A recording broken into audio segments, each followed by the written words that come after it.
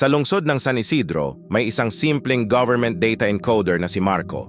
Tahimik lang ang buhay niya, encode, verify, submit. Wala siyang pakialam sa politika. Para sa kanya, trabaho lang ang lahat. Pero isang gabi habang nag-o-overtime siya, may lumabas na folder sa system na wala namang request number, walang sender, walang department tag. Nang buksan niya ito, puro budget releases ang laman para sa mga proyekto na hindi niya kailanman narinig. Kinabukasan, sinubukan niyang hanapin ang mga proyekto sa city records. Wala. Kahit permit o larawan man lang, walang bakas. Nang tanungin niya ang supervisor niya, mabilis lang ang sagot. Approved na yan, huwag mo nang galawin. Pero habang tumatagal, napapansin ni Marco na nagbabago ang detalye ng file kada araw. Ibang pangalan, ibang kontraktor. Parang may taong tahimik na nag-i-edit ng katotohanan habang buhay pa ang records. Kasabay nito, puro balita online tungkol sa malinis at transparent na bagong pamunuan ng lungsod. May mga video ng ribbon cutting, feeding program at scholarship announcements. Pero sa loob ng opisina, mas dumarami ang confidential files na hindi dapat nakikita ng ordinaryong empleyado.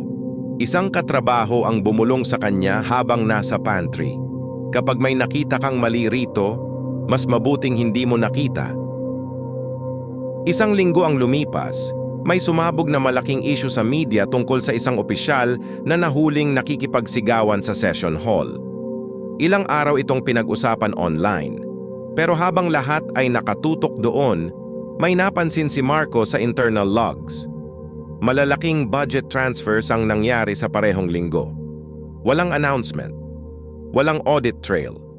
Parang may sinadyang ingay para walang makapansin sa tunay na galaw sa likod ng sistema. Isang matandang empleyado na malapit nang mag-retire ang lumapit kay Marco.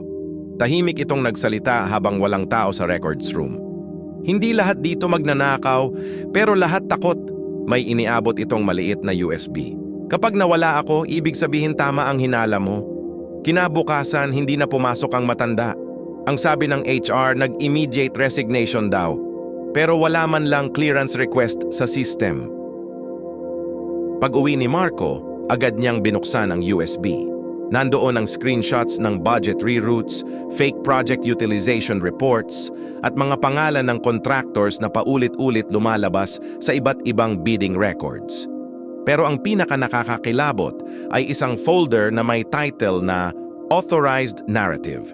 Pagbukas niya, may listahan ng media angles, online responses at talking points na dapat ipakalat kapag may issue laban sa opisina. Habang tumatagal, pakiramdam ni Marco may nagmamasid na sa kanya. Kapag naglalakad siya sa hallway, biglang tumatahimik ang mga tao. May mga staff na dati niyang ka-close pero hindi na siya pinapansin. Isang araw, may bagong memo. Routine Compliance Review for Selected Personnel. Kasama ang pangalan niya. Doon niya unang naramdaman na baka hindi na simpleng trabaho ang pinasok niya. Kinagabihan habang nasa jeep pa uwi si Marco, may itim na SUV na mabagal na sumusunod sa ruta nila. Akala niya nag-iisip lang siya ng sobra. Pero nang bumaba siya, bumagal din ang sasakyan. Hindi ito huminto. Dumaan lang ng dahan-dahan. Pagtingin niya sa tinted na bintana, may nakita siyang folder na kapareho ng hawak niyang USB case.